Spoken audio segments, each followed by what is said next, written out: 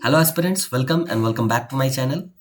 2025 में जितने भी इम्पॉर्टेंट बैंकिंग एग्जाम्स होने वाले हैं, जो भी आईबीपीएस कंडक्ट कराता है, उनके रिगार्डिंग इस वीडियो में हम लोग इम्पॉर्टेंट डेट्स देखने वाले हैं। आपके पास कितना टाइम है, आप इस टाइम को कैसे यूटिलाइज कर सकते हो, हम लोग सब कुछ यहाँ पे डिस्कस करेंगे। इस वीडियो में हम लोग जिन भी एग्जाम्स के बारे में बात करेंगे वो एग्जाम्स होने वाला है आईबीपीएस, आरआरबी, पीओ और क्लर्क, यहाँ पे 2 exam. IBPS, PO and clerk, जो भी पब्लिक सेक्टर बैंक्स का एग्जाम्स होते हैं, PNB, Canada bank, other than SBI. उसके बाद एसबीआई का भी पीओ एंड क्लर्क, मतलब यहाँ पे 2 एग्जाम, यहाँ पे 2 एग्जाम और यहाँ पे 2 एग्जाम। ये जो टोटल 6 एग्जाम है, ये आईबीपीएस का स्टैंडर्ड एग्जाम है, जो कि हर एक साल होता है और इनमें वैकेंसीज भी बहुत अच्छे खासे नंबर पे आते हैं। इनके अलावा इन बिटवीन कभी भी आपको एलआईसी का एग्जाम देखने को मिल सकता है, नाबार्ड का एग्जाम देखने को मिल सकता है, आरबीआई का एग्जाम देखने को मिल सकता है। ऐसे बहुत सारे एग्जाम्स हैं, लेकिन इस वीडियो में हम लोग सिर्फ और सिर्फ इनके बारे में बात करेंगे, क्योंकि ये सारे एग्जाम्स अभी भी श्योर नहीं है। तो एलआईसी डबल एओ के रिगार्डिंग जो अभी काफ़ी हॉट टॉपिक बना हुआ है कि डबल एओ आएगा नहीं आएगा, 5 जुलाई का एक टेंटेटिव डेट भी चल रहा है, तो उसके रिगार्डिंग मैं एक अगले वीडियो में डिस्कशन कर लूँगा। लेकिन फिलहाल आज के इस वीडियो में हम लोग इन 3 एग्जाम्स के बारे में देखने वाले हैं। जो पुराने स्टूडेंट हो, आपको पता होगा कैलेंडर कब निकल चुका है, बहुत पहले निकला, आपने डेट्स भी देख लिया है, आप अकॉर्डिंगली प्रिपरेशन कर भी रहे हो। लेकिन 2025 में जो एकदम फ्रेशर हो, जो अभी अपने तैयारी को जस्ट शुरू किए हो, आप लोगों के लिए ये वीडियो काफ़ी इंपॉर्टेंट होगा, तो वीडियो को स्किप मत करना, वीडियो को पूरा देखना। तो सबसे पहले बात करेंगे आईबीपीएस आरआरबी 2025, जो ग्रामीण बैंक का एग्जाम होता है। स्टेट वाइज इसका वैकेंसी निकलता है, आपको स्टेट वाइज ही आपको अप्लाई करना होता है। आईबीपीएस आरआरबी ऑफिसर स्केल 1, जो आईबीपीएस आरआरबी पीओ का एग्जाम है, पहला डेट उसका 27 जुलाई को है, दूसरा 2 अगस्त को है और तीसरा 3 अगस्त को है। इन 3 डेट्स में इस एग्जाम का प्रीलिम्स होगा। प्रीलिम्स, ठीक है, आपको प्रीलिम्स क्वालिफाई करना है। उसके बाद जो मेंस है वो 13 सितंबर को है। सिंपल। आईबीपीएस आरआरबी क्लर्क यानी कि ऑफिस असिस्टेंट, 30 अगस्त को इसका होने वाला एग्जाम, पहला स्लॉट है। 6 सितंबर को दूसरा स्लॉट और 7 सितंबर को तीसरा स्लॉट। और इसका जो मेंस है वो 9 नवंबर को है। हर साल क्या होता था, थोड़ा सा इस बार चेंज है, हर साल ये एग्जाम होने के तुरंत बाद ऑफिस असिस्टेंट का एग्जाम हो जाता था, लेकिन इस बार यहाँ पे आपको थोड़ा टाइम मिला हुआ है। मेंस में तो बहुत ज़्यादा टाइम मिला हुआ है, सितंबर, अक्टूबर, नवंबर, टोटल 2 महीने एक्स्ट्रा है यहाँ पे। हर साल इसके तुरंत अगले वाले वीक में ही, यानी कि अगर ये 13 को है तो इसका एग्जाम 20 के आसपास हो जाता था। किसका? ऑफिस असिस्टेंट का। लेकिन इस बार आपको बहुत एक्स्ट्रा टाइम मिला हुआ है। अच्छा, एक बार ये मैं बात कर लेता हूँ, ये रेगुलर वैकेंसी नहीं है, इसके लिए आपको अलग अलग क्वालिफिकेशंस चाहिए होता है, तो इसके बारे में हम लोग ज़्यादा बात नहीं करेंगे। आप एक बार देख लेना कि आप स्केल 2 और स्केल 3 के लिए एलिजिबल हो या नहीं हो, अकॉर्डिंगली आप प्रिपरेशन करो। इसमें प्रीलिम्स नहीं होता है, डायरेक्ट एक ही राउंड होता है मेंस, उसके बाद होता है इंटरव्यू। तो ये होगा 13 सितंबर को, तो आप अकॉर्डिंगली इसके लिए भी तैयारी कर सकते हो। हमारा फोकस ज़्यादा इस पर होगा, क्योंकि जो जनरल स्टूडेंट्स होते हैं, जो सिंपल ग्रेजुएट होते हैं, उनके लिए यही दोनों एग्जाम्स ओपन है, ये वाला ओपन नहीं है, ठीक है। अच्छा, इसके लिए अलग अलग कुछ कैटेगरीज चाहिए, कुछ क्वालिफिकेशंस चाहिए, वो आप अकॉर्डिंगली देख सकते हो। नोटिफिकेशन में भी है, मेरे चैनल में वीडियो भी बना हुआ है, आप उससे भी देख सकते हो। अच्छा, अब एक चीज़ मैं आपको बोलूँ, अगर आप ऐसा सोच रहे हो कि पहले आप ये वाला एग्जाम का प्रीलिम्स क्लियर कर लो, उसके बाद आप इसके लिए मेंस के लिए तैयारी शुरू करोगे, तो आप एज ए नए एस्पिरेंट आप एकदम गलत सोच रहे हो। आपको पहले दिन से ही इसके बारे में सोच के चलना है। 13 सितंबर को आपका मेंस होने वाला है, पहला मेंस होने वाला है, आपको पहले दिन से इसके बारे में सोचना है। इसके बारे में सोचने का मतलब क्या होता है? देखिए, मैथ्स, रीजनिंग, इंग्लिश आपको तो करना ही है। प्रीलिम्स के लिए करोगे, थोड़ा स्टैंडर्ड लेवल पे जब करोगे तो मेंस के लिए भी हो जाएगा। लेकिन जो हम लोग इग्नोर कर देते हैं वो होता है करंट अफेयर वाला सेक्शन। जब आप शुरू कर रहे हो प्रिपरेशन, मतलब अभी से, अभी तो चलिए अप्रैल का मंथ चला गया, मैं आपके लिए रखता हूँ मई, जून, फिर जुलाई, अगस्त। देखिए, मई, जून, जुलाई, अगस्त, ये 4 महीने आप तो प्रिपरेशन करोगे, उसके बाद आप अगस्त के पहले वीक को अपना प्रीलिम्स भी दोगे।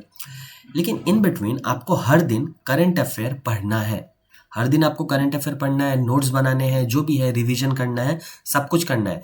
करंट अफेयर प्रीलिम्स में नहीं आता है, आपको पता होगा, मेंस में ही आता है। तो आप सोचोगे कि हाँ मैं पहले प्रीलिम्स क्लियर कर लूँ उसके बाद मैं करंट अफेयर कर लूँगा, ऐसा नहीं होगा, क्योंकि मेंस के लिए आपको देखिए ज़्यादा टाइम नहीं मिल रहा है। 3 अगस्त को आप अपना प्रीलिम्स दोगे, फिर इस एग्जाम का प्रीलिम्स आप 30 अगस्त को दोगे, तो इसके लिए भी तो थोड़ा बहुत वहाँ पे प्रैक्टिस करोगे ना। तो आपके पास इस दौरान ज़्यादा टाइम होगा नहीं। 7 सितंबर को अगर आपका इसका प्रीलिम्स हुआ, 7 के बाद नेक्स्ट वीक को ही आपको इसका मेंस देना है, तो प्रीलिम्स से तुरंत से मेंस में स्विच करना बहुत ज़्यादा डिफिकल्ट हो जाएगा, और इन 7-8 दिन में आप पिछले 4-6 महीने का करंट अफेयर नहीं कर सकते। तो आपको अभी से करंट अफेयर में ज़्यादा फोकस करना है। डेली डेली अगर आप 1 घंटा भी निकाल लेते हो तो आपका करंट अफेयर सॉर्टेड हो जाएगा। आप मेरे पिछले रिजल्ट्स को देख सकते हो, जहाँ पे करंट अफेयर को लेके बहुत प्रॉब्लम हुआ, करंट अफेयर के वजह से ही मेरा फाइनल सिलेक्शन बहुत जगह पे रुका। तो आप इस चीज़ को एकदम लाइटली मत लेना, आप अभी से करंट अफेयर करो। करंट अफेयर के लिए सोर्सेस कपिल काटपाल के वीडियोज़ आप देख सकते हो, आप आशीष गौतम सर के वीडियोज़ देख सकते हो, आप शीतल मैम के वीडियोज़ देख सकते हो। बहुत सारे फ्री सोर्सेस अवेलेबल है, आप कहीं से भी प्रिपरेशन करो, बट करो। अच्छा, अब जब अगस्त तक आपका करंट अफेयर हो जा रहा है, उसके बाद जब आप अगला प्रीलिम्स देते हो या फिर अगला मेंस देते हो, उस दौरान भी ना आपको करंट अफेयर को छोड़ना नहीं है। आपको हर दिन वो 1 से 1.5 घंटा करंट अफेयर के लिए निकालते ही रहना है, क्योंकि अगर ये वाला एग्जाम गलती से ना भी निकले, ये वाला भी अगर ना निकले, कोई बात नहीं, तुरंत बाद आपके पास देखिए और भी 2 एग्जाम है। तो यहाँ पे कौन से दोनों एग्जाम है एक बार देखते हैं। IBPS क्लर्क और PO का बात कर रहा हूँ मैं। IBPS क्लर्क का जो प्रीलिम्स है वो 4 अक्टूबर को है, 5 अक्टूबर को है और 11 अक्टूबर को है। तो देखिए आपको स्विच करने के लिए ज़्यादा टाइम नहीं मिलेगा। 13 सितंबर के बाद फिर अक्टूबर को ही आपका ये एग्ज़ाम है, तो आपके पास ज़्यादा टाइम नहीं है कि प्रीलिम्स से मेंस फिर मेंस से प्रीलिम्स। इसलिए आपको इन 4 महीनों में, 4 महीना भी नहीं, अगस्त को तो आपका एग्जाम ही है, इन 3 महीनों में ही अपने प्रिपरेशन को जितना भी आगे लेके जाना है आप लेके जा सकते हो। उसके बाद तो सिर्फ एग्जाम ओरिएंटेड प्रैक्टिस होगा, मतलब जो भी एग्जाम सामने है उसके रिगार्डिंग अलग से प्रैक्टिस, जो भी एग्जाम होने वाला है उसके रिगार्डिंग अलग से प्रैक्टिस। लेकिन एक चीज जो कांस्टेंट रहना चाहिए वो रहना चाहिए करंट अफेयर और मेंस का लेवल ऑफ क्वेश्चंस। मतलब आप जब प्रैक्टिस करते हो तो प्रीलिम्स के साथ साथ, प्रीलिम्स के मॉक के साथ साथ मेंस के मॉक को भी साथ ही साथ लेके चलना है। अब इसका अगर बात करें IBPS PO 4 अक्टूबर को, IBPS PO का जो मेंस है वो 29 नवंबर को है। नवंबर को ही एक था ना, ये देखिए, अगर आप पहले से करंट अफेयर करते आ रहे हो ना तो आपके लिए कितना ईजी हो जाएगा। आप 9 नवंबर को एक मेंस दोगे, फिर आप 29 नवंबर को एक मेंस दोगे, तो ज़्यादा टाइम नहीं है और मेंस का प्रिपरेशन एक साथ चलेगा। एक ही प्रिपरेशन में आप बहुत सारे अलग अलग एग्जाम्स दे पाओगे। उसी तरीके से अगर देखें IBPS क्लर्क का 6 दिसंबर, 7 दिसंबर, 13 दिसंबर, 14 दिसंबर, ये एग्ज़ाम भी पहले काफ़ी पहले हो जाता था, सितंबर के आसपास हो जाता था, इस बार इसको दिसंबर तक लेके गया है। और इसका जो मेंस है वो 1 फरवरी 2026 को है। मतलब आपके पास काफ़ी टाइम होगा इन सारे एग्जाम्स को टैकल करने के बाद इसके मेंस के लिए प्रिपरेशन करने के लिए अलग से आप टाइम दे सकते हो। एसओ का एग्जाम बात करें तो एसओ का 22 नवंबर, 23 नवंबर को इसका प्रीलिम्स है और मेंस जो है वो 4 जनवरी को है। अब एसओ के लिए भी हम लोग यहाँ पे अलग से स्ट्रैटेजी नहीं डिस्कस करेंगे, क्योंकि एसओ के लिए हर एक कैंडिडेट एलिजिबल नहीं होता है। ये स्पेशलिस्ट ऑफिसर के लिए पोस्ट होता है, तो अलग अलग डिपार्टमेंट वाइज अलग अलग क्वालिफिकेशन यहाँ पे रखा जाता है। तो आप एक बार देख लेना, पिछले साल के नोटिफिकेशन में भी आपको इसके रिगार्डिंग सारी डिटेल्स मिल जाएगा। अच्छा, अब आप बोलोगे कि हाँ फिर भी यहाँ पे आपके पास बहुत सारा टाइम है। जैसे कि आप बोल सकते थे नहीं, मैं अगस्त में एग्ज़ाम देने के बाद इसका अगर मेंस नहीं होता है मैं इसके मेंस के लिए तैयारी करूँगा, मेरे पास काफ़ी टाइम होगा। आपके पास टाइम नहीं होगा, क्योंकि इन दोनों एग्जाम्स के बीच में आपके पास SBI भी आ जाएगा। देखिए अगस्त को आपने यहाँ पे प्रीलिम्स दिया था ना, पहला प्रीलिम्स 3 अगस्त को। अब देखिए SBI PO का जो प्रीलिम्स है वो 16 अगस्त को है। इसका मतलब आप उस प्रीलिम्स के बाद तुरंत से दूसरे प्रीलिम्स में बैठोगे और इस 16 अगस्त के बाद 13 सितंबर को आपका एक मेंस भी है। तो आप स्विच नहीं कर सकते बात बात कि एक प्रीलिम्स खत्म हो रहा है, एक मेंस खत्म हो रहा है, दोबारा जो प्रीलिम्स आएगा मैं उसके लिए फिर से प्रीलिम्स का तैयारी करूंगा। आप ऐसे नहीं कर सकते। आपका जो प्रीलिम्स का तैयारी है वो पहले से हो जाना चाहिए। जब एग्जाम आएगा, एग्जाम से 7 से 10 दिन पहले आप प्रीलिम्स के ही मॉक लगाओगे, फिर अपने स्पीड को टैकल कर लोगे, फिर वापस से आप स्पीड गेन कर लोगे। लेकिन प्रीलिम्स के चक्कर में नहीं पड़ना है, आपको मेंस का तैयारी भी पहले से करके रखना है। प्रीलिम्स का तैयारी वन टाइम होता है, मेंस का तैयारी वो रेगुलर चलता है। क्यों? क्योंकि वहाँ पे एक सब्जेक्ट ऐसा होता है कि उसको आपको हर दिन प्रिपरेशन करना है, हर दिन उसके लिए आपको नया कुछ सीखना है, दैट इज करंट अफेयर। मैं करंट अफेयर में बहुत ज़्यादा फोकस कर रहा हूँ इस बार, क्योंकि करंट अफेयर काफ़ी इंपॉर्टेंट होगा। तो SBI PO का अगर हम लोग डेट देखें तो 16 अगस्त को इसका प्रीलिम्स है, 12 अक्टूबर को इसका मेंस है। SBI क्लर्क 20 सितंबर को इसका प्रीलिम्स है और 16 नवंबर को इसका मेंस है। अब ये जो डेट है ना, ये चेंज हो भी सकता है, लेकिन पिछले जो डेट्स है ना, ये सब चेंज नहीं होगा।